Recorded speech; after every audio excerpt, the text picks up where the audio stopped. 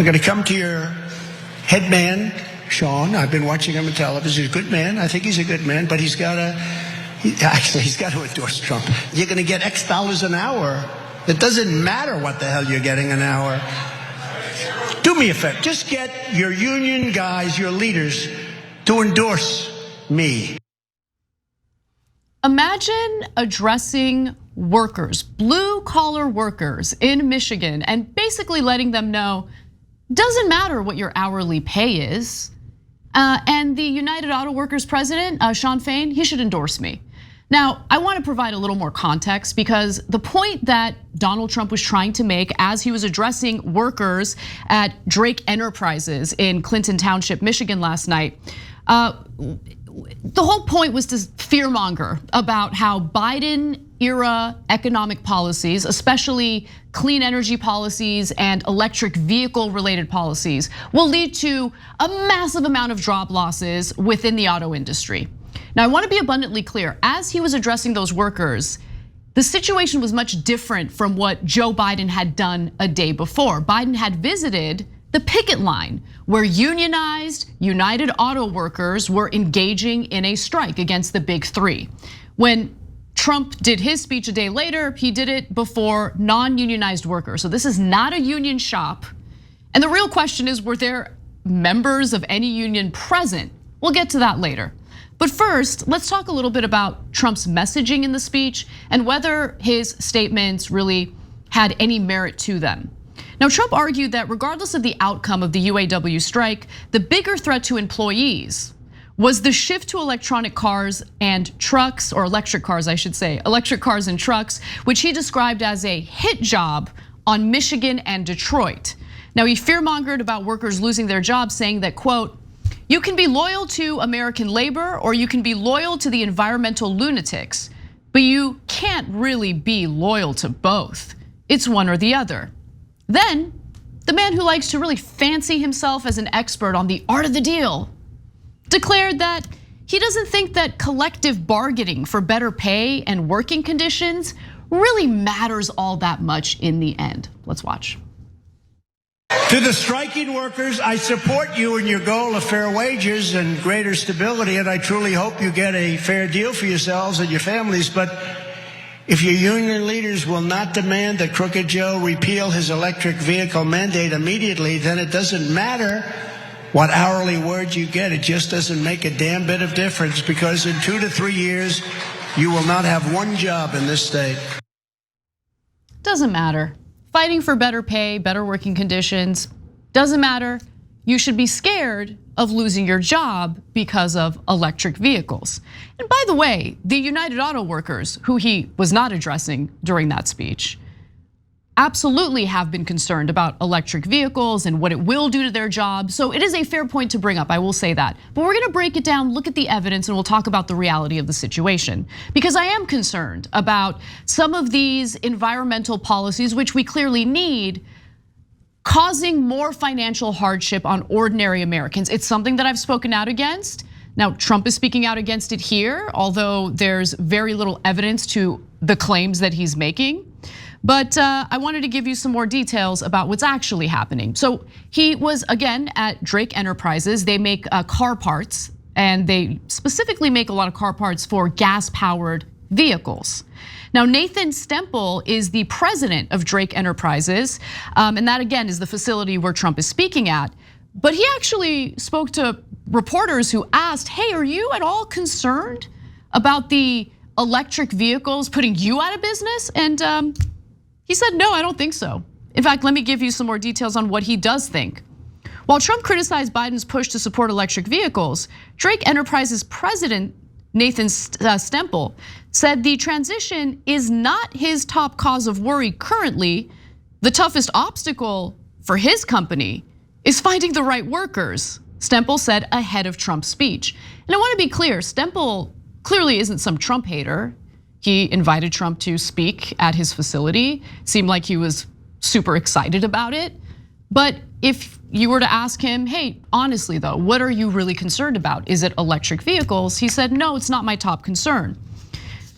Now, he also said this, it would definitely affect us if it changed like a light switch. I don't see that happening. Meaning, look, it appears that this is a slow and steady transition. Part of the reason why he's not so concerned about it. Now, are we really gonna talk about job losses right now? Because if we wanna talk about job losses, we can talk about job losses. I'm ready to talk about job losses. And I got the receipts because we should look at, how many manufacturing jobs Trump created during his presidency and what we're experiencing under the Biden administration, which, to be sure, I've been critical of for a number of different reasons. But you can't really fudge the numbers here. So let's take a look at the numbers. While Trump was president from 2017 to 2021, Ford's engine plant in Romeo shuttered and GM shuttered a transmission plant in Warren, a powertrain plant in Baltimore, and closed its Lordstown, Ohio assembly plant. Stellantis, formerly Fiat Chrysler Automobiles, opened a new Jeep plant on Detroit's east side while idling its Mount Elliott tool and die plant. It's weird. Did I miss something? Like, did Donald Trump implement policy to uplift any electric vehicle manufacturing? Is that what happened here? Is that why so many people lost their jobs? Now let's take a look at what happened under President Joe Biden, at least so far. According to the Detroit News, so far the number of jobs in vehicle and parts manufacturing in Michigan has held essentially steady during Biden's term in the White House, increasing by 2% to about 169,000 jobs in August, according to data from the Bureau of Labor Statistics. Which is, just really fascinating because another number I'd like to share with you is that we're dealing with a record low unemployment rate. The labor market is so tight that employers don't really have the same leverage that they used to have, which is why you see workers flexing their muscle, exercising their leverage, and essentially using that leverage to secure better pay and benefits. That is part of the reason why over the past summer, we have seen the labor movement really blossom in a way that gives people like me hope, at least, okay? Now, and look, I wanna be fair, I do wanna be fair to Trump. I don't wanna just automatically dismiss arguments because I don't align with an individual politically. I think that that is a fool's errand, and it is important to be thorough in what the reality is. And the fact of the matter is that the United Auto Workers were in fact concerned that shifting over to electric vehicles was going to harm their workers. They even put out a report about it. A past report from the United Auto Workers acknowledged the shift to electric vehicles means replacing key powertrain components such as engines with mechanically simpler lithium-ion batteries and electric motors. Whereas traditional powertrains have often been made by automakers themselves and created quality union jobs, EV batteries are mostly made by suppliers in other countries, with China in the lead, according to the report that they put out. And this is exactly why UAW President Shawn Fain was really not a fan of Joe Biden. He was actually super salty toward Joe Biden because of the electric vehicle policies. I mean, look, regardless of what you think about the necessity for electric vehicles, you have to acknowledge that Shawn Fain's #1 priority is to look out for his workers. That is his job, that is what he's doing. So when he's critical of Biden over EV policy, that is where he's coming from. And I think that that is the right perspective to have as an individual who's fighting on behalf of the workers here. So as recently as May of this year, Reuters had put out a headline that read as follows: UAW not yet endorsing Biden for second term, citing EV policies. And at the time, Fain argued that the federal government is pouring billions into the electric vehicle transition with no strings attached and no commitment to workers. The EV transition is at serious risk of becoming a race to the bottom. We want to see national leadership have our back on this before we make any commitments. Again, he is hitting the nail on the head. He is doing exactly what he needs to do as the UAW president. And look, to Biden's credit where credit is due, rather than ignoring what Shawn Fain was saying, rather than trashing the UAW workers, Biden decided to hold a meeting with Shawn Fain. So Shawn Fain travels to DC and meets with the Biden administration. And apparently, following that meeting, Biden invested in building the cars and trucks in the United States. In August, Biden actually signed a $280 billion bipartisan bill to boost domestic high-tech manufacturing in a bid to help the country compete with China. So compete with China means, no, we wanna bring manufacturing, we wanna help grow manufacturing jobs here in the United States. We are going to, yes, focus on building electric vehicles here, but we're also going to provide some resources to uplift auto manufacturing of gas-powered vehicles, I'm assuming, here in the United States as well, because we want to compete with China. And as we all know, Biden did something unprecedented this week. One day prior to Trump addressing workers at Drake Enterprises, he decided to go to the picket line and give the striking United Auto Workers a lot of encouragement. And here's what that looked like. Wearing a union ball cap and armed with a bullhorn, President Biden told the striking United Auto Workers to keep fighting for higher wages. We have built the middle class.